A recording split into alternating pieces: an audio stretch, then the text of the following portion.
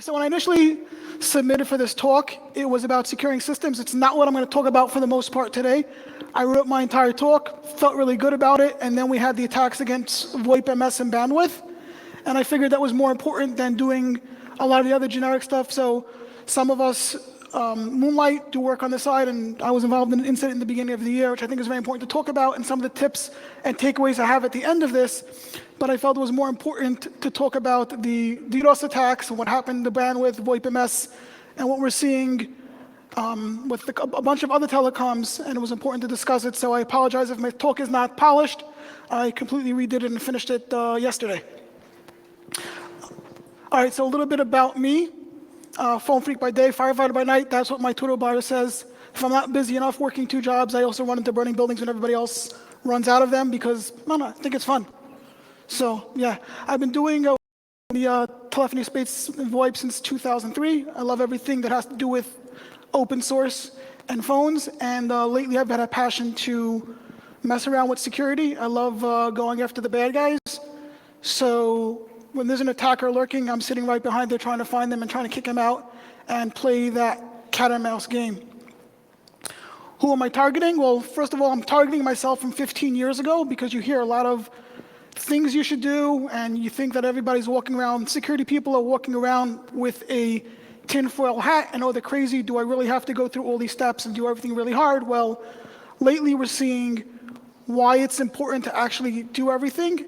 For small organizations, or if you're a startup, you may not be able to do everything, but at the very least, do some of it instead of doing none of it. So what's been going on lately? Well, obviously, ransomware is on the rise. It's a lot higher. A lot of people are working from home, so there's a lot more opportunity, because if you just have your corporation, you have everything over there, you could sort of monitor your perimeter, but now you have people all around connecting. There's a lot more areas, a lot more vectors, a lot more places to get in and go after the company. Overall, what have we been seeing? Sort of the same. We've been seeing a lot of SIP scanning. You'd be surprised how many people still have servers completely wide open. Last night, I got an alert somewhere around 10 o'clock that a customer got compromised. We didn't follow up to find yet how, but they were hit. We had a company a week ago that had a system where the software, it was not a bug, it was a feature, that if you sent it a SIP packet, it didn't ask any questions, it just took it. And their form of security was just doing IP tables. Well, one engineer had a problem. I figured, oh, IP tables is the problem, let me turn it off. Completely forgot about it. And then they were shocked that within 2-3 hours, they had a few $100 phone bill, and they were trying to figure out how, and I told them there's a website called Showdown, have at it. So you'd be surprised how many systems of vulnerable are still out there. Again, we're seeing also them targeting telecom provisioning systems more and more because security evolves. As we figure out ways of blocking them, they figure out other ways of getting in because their target is to make money. And if they have to work a little harder, they will. And it's a cat and mouse game, and it's our job to keep them out. And lastly, I want to talk about, like I said at the beginning, I want to talk about the attacks happening bandwidth. And then, of course, I'm not just going to talk here and sit and complain. What can we do about it to fix these problems?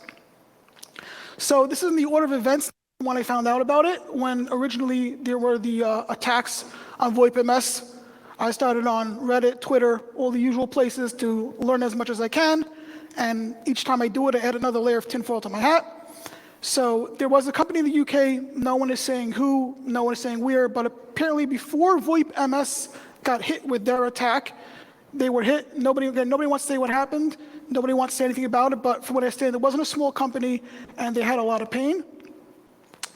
And not really much known about it, but nobody really knew about it. The first time anybody really heard about the attacks, or at least us in the telephony world, was when a VoIP MS got hit and everybody was online complaining that their phone calls weren't working. So it was done for profit. I don't know if you guys could see the pastebin post on the bottom, but it basically says something to the effect of, we're showing you our capabilities, we're hitting a very small part of the infrastructure, all we want is 1 Bitcoin, give it to us and we'll disappear, and if not, we'll unleash on all your 60 servers, and you're not gonna have a chance, nobody cares.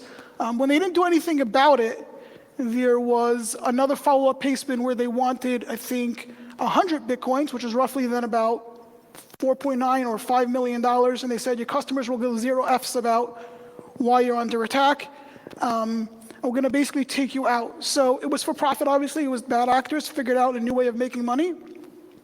Initially, they hosted their own DNS servers. So this is, again, a reason why you'd want to offload your DNS. So they hit their DNS servers, overloaded them, and if you look at the initial, when VoIP-MS was discussing what to do, they basically said, if you have our IPs, send traffic directly to our IPs, we're having DNS issues. Well, as soon as they moved it over to Cloudflare, the attackers couldn't abuse it anymore, so then they pivoted and did a volumetric attack. I don't know how big or what it was, but it was big enough to make them problems, and they were down, up and down for about a week in and out, until they went ahead and moved over to Cloudflare has a solution called Magic Transit, and then the problem went away. I don't know for a fact if SIP was used, but I only assume that they were using crafty SIP packets to create them problems as well. And why do I say crafty SIP packets?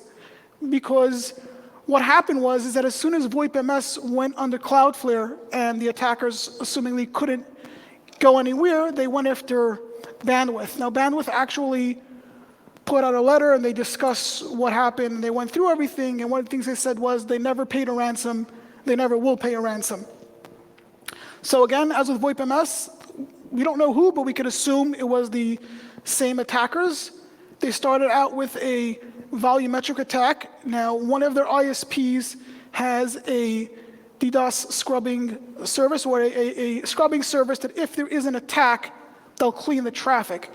So from what it looks like, they dropped BGP with all their other ISPs. They went with this one specific ISP, and it looked like it worked for a little bit, but then again, it looks like the attackers went ahead and pivoted and changed it to something else, and they were having problems. Also, if you look at all the complaints on social media, if you look at Bandwidth's status page, I'm not sure if it's still up from that time period, it was pretty much around 9 in the morning, US Eastern Time, when the attack started, and they stopped at 5 o'clock. These guys were just interested in maximum pain, make it hurt as much as possible, so they'll raise their hands and just pay them off to go away.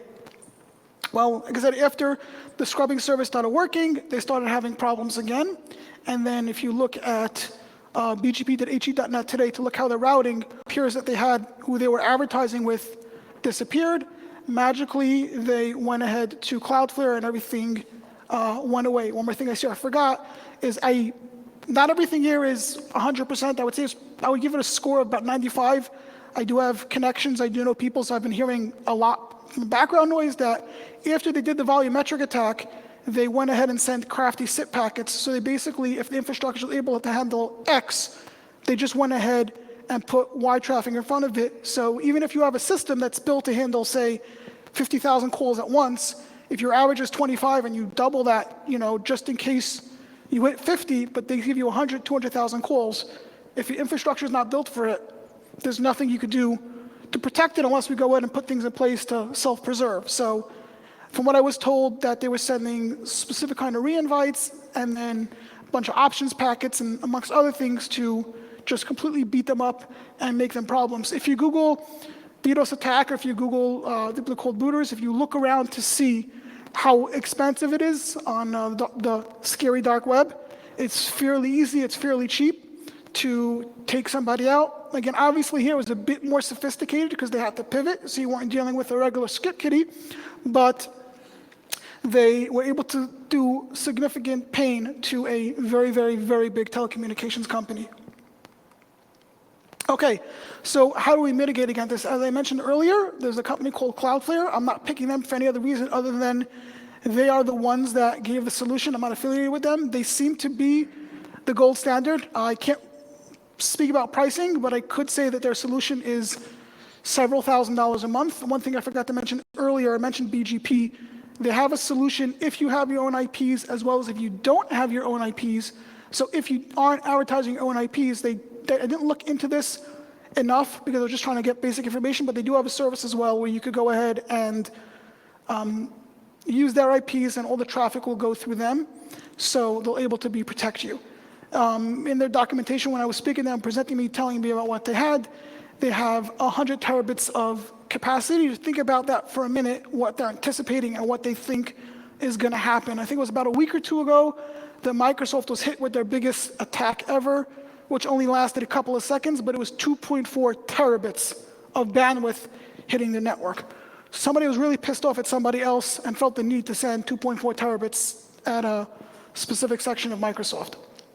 Again, what I like about their solution is they have one where you could activate them and use them on demand, and they have another one which is always on. So all your traffic is always going through them, and their systems, they love to use the word AI, their AI system will catch an attack within 3 seconds and mitigate it, which I think is really cool. But like I said, again, it's not something that everybody could afford. It's not cheap. So you're dealing with at least, well, can't say numbers, but at least in the higher range of the thousands of dollars per month. At the very least, what I would do, if you're going to have to leave SSH open to the world, which I don't recommend, at the very least, put that through their service, web and DNS. That's relatively cheap compared to the Magic Transit. So at the very least, I would go ahead and I would do that. Thanks to Dan Jenkins retweeting them, I know they're working on having now a new solution for real-time communications for WebRTC. So if that's going to be used as a vector to take you down and make your problems, I know either they have the offering out already now or beta, or I know that they're working on it and it's going to be coming out soon. They listed a whole bunch of other fun stuff that they do that didn't interest me for this talk, but it looked like they're a cool company. They have a lot of cool stuff. Now we get to what I call the do-it-yourself ghetto solution, but a solution that you could do yourself if you wanted to use your insert favorite cloud provider here. For the talk, I looked at Amazon because I have an account. It was just easier to do it over there. Amazon also has a DDoS mitigation solution. Cloudflare was, when they were talking about their product, they were, well, Amazon, this is not their core business. Go with us because this is what we do day and night. They do have a solution that is a little bit cheaper. It's only $3,000 a month. But again, if you're doing it yourself, you're trying to save money. So one of the things that, one of the 1,000,001 products that Amazon has is a load balancer service, which does a hash based on the source IP, source port, destination IP, destination port. So long as everything remains equal and you have the same amount of boxes, in theory, every single packet that comes in should always go ahead and end up at the same destination. So, and I have a little picture in the next slide explaining this a bit. So if you have the same amount of boxes, or if you have to spin up more boxes to handle more of the traffic, for when you're spinning it up, for when you're bringing them online, you may lose a couple of packets and it may go to the wrong box, but for the most part, again, I would rather miss a couple of calls, piss off some customers, rather than be under attack and have no business at all. So it actually works very well. As Fred mentioned in his talk, Camilio has it and OpenSIPs has it as well, and I have links to it on the bottom, where they could weed out bad packets. So you could actually look at a packet that's coming to port 5060 and decide, is this a SIP packet, or is this somebody messing with me trying to get Camilio OpenSIPs to fall apart and fall down? So in Camilio, it's message validate, and actually that's an OpenSIPs, and Camilio has another one that I said, I have a link to Fred's blog where he talks about it. So you want to go ahead and you want to, like I said, check all the packets and make sure they're intended for you. Use a Pike module. So that's another, I guess, I wouldn't call it blessing, but most of these devices that are part of these attacks are vulnerable devices, IoT devices on the internet that they take control over. So you're not going to have people spoofing IPs because they're behind that. So the router, wherever it is actually going to be setting the IP every time. So what you could do is, and again, I defer to Fred's blog post, where you could actually capture, and if you see you're getting packets to port 5060 that are not really SIP, you could do your own internal API call to go ahead and to either do it in IP tables, or better yet, if you're using Amazon, call their API, block it by them, so once you know you have a bad IP, a bad bot, Amazon's going to drop the packet. You don't even have to worry about it. You're going to let them handle it for you, and it's going to make your life a lot easier. Again, you'd rather do this in IP tables and F tables. You'd rather have the kernel do what it's supposed to do than having Camilio constantly dropping the packets, because then eventually, after a certain amount of traffic, it's going to affect it. Even if you spread everything out, you could still potentially have a problem. So this is my idea that I came up with how I would do it. I would use the Amazon load balancer. Let's say we have 3 boxes, and their job is solely to ingest all this traffic. I would put little Redis instances next to each box. I don't have everything drawn up. I'm not really the best at drawing these images. I'm more best at typing and writing things up. So you would have Redis instances, you would sort of cache over there your credentials and have them act as a sort of B2B UA with RTP proxy. And any traffic that came in, you wouldn't do any call handling there, any business logic. The only thing that you're going to do over there is check to see, is this packet really intended for me?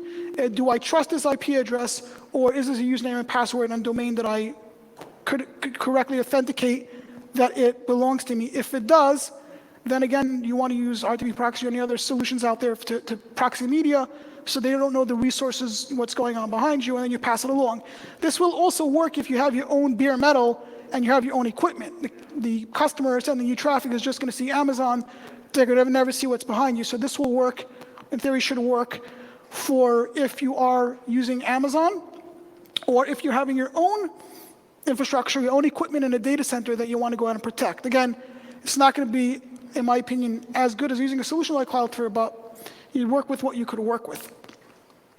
In addition to that, there are a lot of other DDoS mitigators providers out there. So do your homework. You don't have to say, well, I can't spend $3,000 or $5,000, $10,000 a month. I'm going to pick up my hands. Do your homework. Look around. There are a lot of vendors. Like I said, I picked on Cloudflare simply because they're in the news and they apparently are doing a good job protecting providers. So why not push them? In addition, you could block known bad hosts. So there's a script on GitHub, an IPsec blacklist from Trick77, where it ties into I'm using it with IP tables, but I believe you can use system as well, with firewall D, where you could specify specific countries that you want to block. So if you're not expecting traffic from China, then there's no reason to let it in. And Tor exit nodes as well. I have nothing against Tor. I like it. I think it serves a purpose. But when it comes to these things, we've seen a lot of attacks come from Tor IPs, and we found that if you block that, it makes life a lot easier. So if you download this script, you'll see there's a lot of different options, a lot of different lists that you could use. So it helps. Fred has a very good project that was mentioned earlier, API ban, where people submit IPs that are trying to hit them. Again, go ahead and put it into your system, automate it, that if you said if you're using Amazon, to tell Amazon to block it, so you don't even see these packets.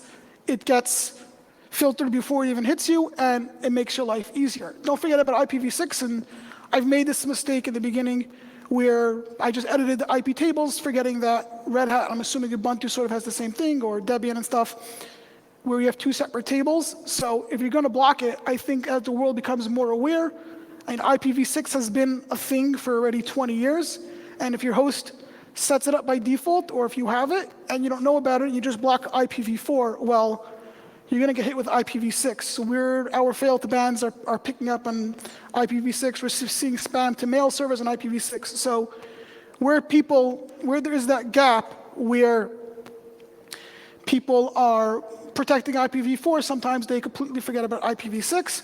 And the last thing is a lot of attackers will use Shodan as their Google to find vulnerable systems. Like I forgot them, gentleman earlier this morning from Enable Security was mentioning, if I want to find vulnerable free switch boxes, then I just go on to Shodan and I find it. There was a CVE on Apache 2449-2450, and I had a quick search and we instantly able to find vulnerable systems. There's a blog post on the bottom where they give the user agent that Shodan uses, they send options with a specific user agent. So I would always go ahead and I would block that user agent. If that user agent comes in, I would just drop the packet. They'll think you disappeared. You're no longer offering SIP to the world, to the internet. And then again, that's one less resource where attackers have to come after you. I was involved with a system where there was an exploit. Somebody did a really poor programming decision. And when looking over the logs, the referral link to the web server was from Shodan.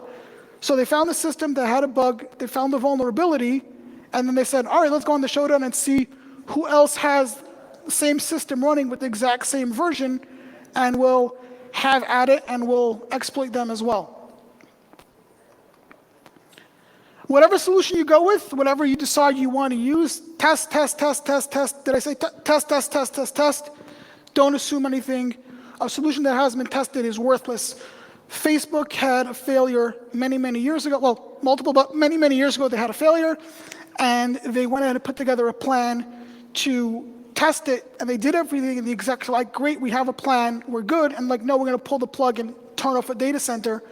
And they're like, well, there's a chance it could take us down, and the response was, well, if we don't test it, there's a chance we're gonna go down. So they actually went ahead and pulled the plug to verify that the solution that they had in place was actually gonna work. So don't just assume that I put something in place that it's there, and also don't just test it once and walk away.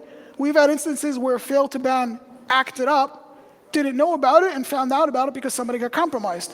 So don't just assume that what you have is working, monitor that as well. Find, and I say legitimate, find a legitimate company that can stress test your system. The last thing you want to do is find some script kiddie on Reddit that's gonna do it for cheap. Find all your vulnerabilities and sell it to somebody else. So, as I said earlier, Enable Security I spoke earlier, they work on, I think they've proven their worth from their talk earlier today. They do primarily SIP, RTP, WebEx, MPP, and other kind of testing. They're gonna be adding volumetric attacks to their suite of tests that they're gonna be doing after the attacks on VoIP, MS, and bandwidth. Another company that's authorized by AWS to do DDoS attacks is called Redbutton. As I mentioned earlier, self-preserve your system. So if your max capabilities are 50,000 phone calls, set Camillio, set open SIPs to not take anything more than 40, 45,000 phone calls. Again, I would rather upset some customers and not take their calls and self-preserve the system than leaving everything completely open, trying to get as much business as possible, and then along comes Mr. Attacker and takes everything down. These are the general rules. Again, things change. Also, your infrastructure may change. So what may work for you today may not work for you tomorrow. So you want to have this cycle whenever you do changes or whenever you upgrade or any kind of big or small, anytime you make a significant change, you want to make sure that all your tests and everything that you validated works, still works. And that goes into also periodically testing, because if you don't, you're going to get caught with a system going down thinking you have everything working, and then you find out that you don't. And the last part is I took some things from my original talk back to the basics, what I actually wanted to work on. So how do I go ahead and how do I know what's happening? How did I know about the attacks? Well, in the time that I don't have between working 2 jobs, fighting fires and everything else, I try to figure out and watch what's going on. I had a customer, like I said, I do work on the side, I had a customer that Confluence, when they get hit, when Atlassian products get hit, people go after them fairly quickly.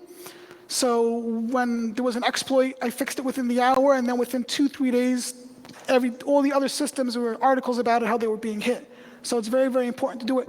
Telegram can be a very good resource. I have a couple of groups that I am following on that I look at every single day. Sometimes it can be too much information, particularly the cybersecurity and privacy news. Pretty much every single time there's a CVE, they must have it automated. It instantly hits that group, and you instantly know about vulnerabilities and what's happening. So it's a very good follow. There's a couple of podcasts that I follow.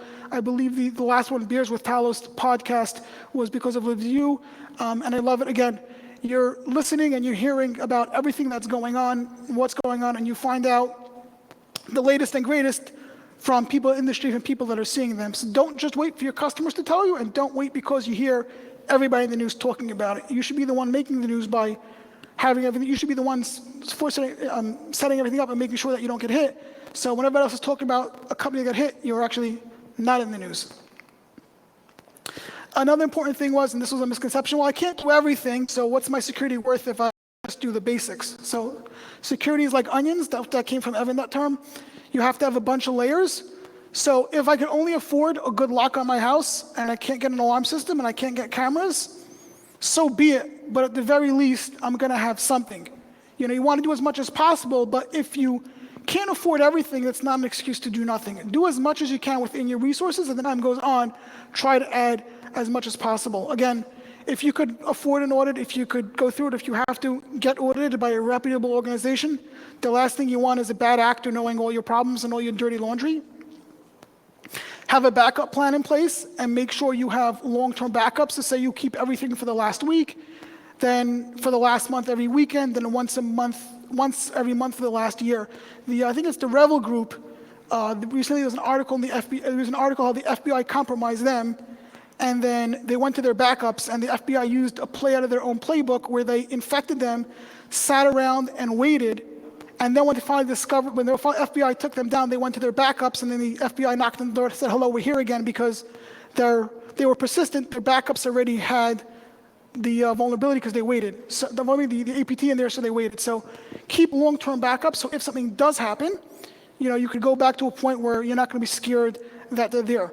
Two solutions that I've worked with, I've worked with both of them personally, Veeam and Enable, where you want to, for me, we're primarily using bare metal, especially using bare metal. We back everything up using immutable storage. So it's one way, so the systems take a snapshot, they could send it out, but the last thing that you want is the same account that could send backups out. If you're using an API key for a cloud solution provider, you don't want that same user could then go ahead and delete all the backups, because a lot of what these attackers will do is they'll clean you out, delete all your backups, so when you come back, you have nothing, you're at their mercy. So you really, really want to use immutable storage. Like I said, as mentioned earlier, attackers like to linger. So don't just assume when they hit you that was that day, they were there for a few days. So try to keep backups, again, as long as possible. Test periodically, because if you don't validate that your backups are working, things could go sideways and you don't know about it. Do you really have backups? Are they really going to work? For all you know, in a time of emergency, you can try to go to a backup and find out that it has been working for 6 months, and now the best data that you have is from 6 months ago, and your customers are not really going to be happy about it. Lastly, SE Linux and AppArmor are very good tools. I primarily work with SE Linux with Red Hat products, but once then AppArmor ships with Ubuntu and Debian.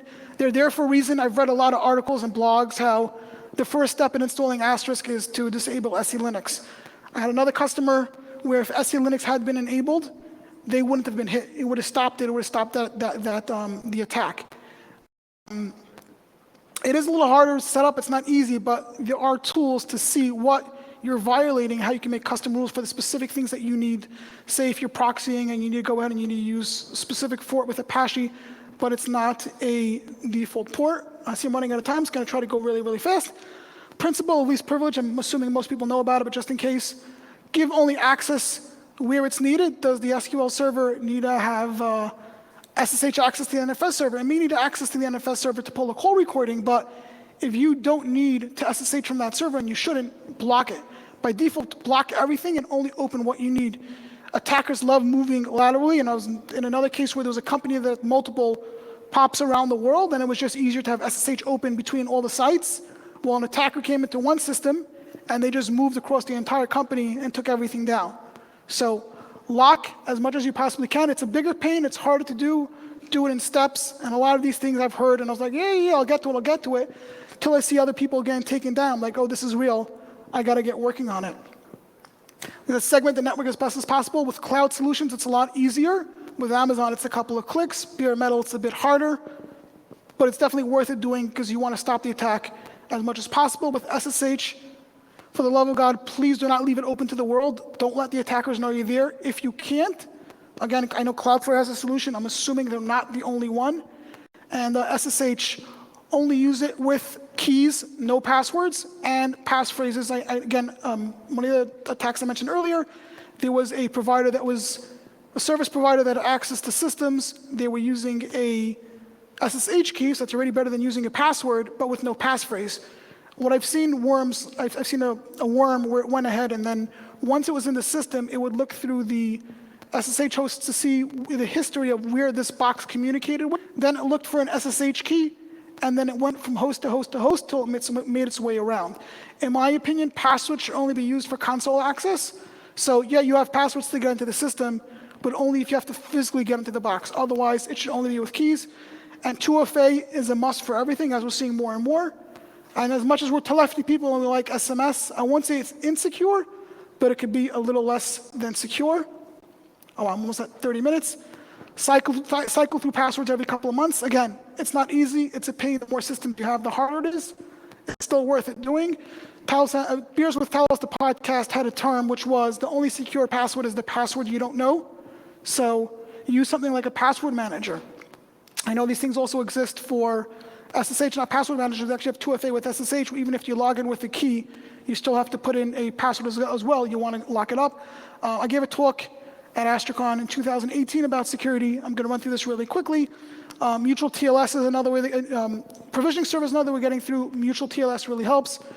You want to reduce the surface attack area. Don't put all your provisioning files in the same place. Have different subdomains based on the customer, based on their phone model. So if they do get in and they get to something, they're not getting to everything. Like I said, don't rely just on fail to ban, mutual TLS. Try to do as much as you possibly can. And last but not least, I want to say thank you to Evan, Fred, and Sandro. They helped me put together this talk. I wasn't 100% sure with some things, and speaking to them, they all gave it the time. So I really appreciate it. And almost last, David Duffett, who taught me that any nerd could get up and speak. If I haven't told you, I actually hate getting up and speaking. I hate getting up and talking, but I do it just because it pushes me to actually get out and talk, and David taught me how to do it, so thank you to him. And last but not least, thank you to Signal Wire for throwing a great con and for throwing the greatest parties. Thank you very much.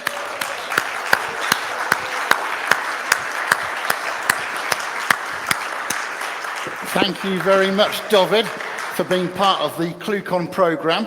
Evan will be coming up next, and Evan, if you want to come and take this podium, then please do while we're talking. Does anybody have any questions for Dovid based on his talk about security there? Now is the time to ask. There's just a couple of minutes for questions. I'm just going to turn around and take a look on the online stuff. Okay, there's, Rob Pickering saying, has anybody ever seen SIP TLS attacks in the wild, or is a lot of the vulnerability down to the ease of SIP/UDP attacks? I haven't looked for it, but I presume it's be the same thing, because even if you're using TLS, there's nothing stopping a random act from going ahead and sending you crafty SIP packets to try to overload your system.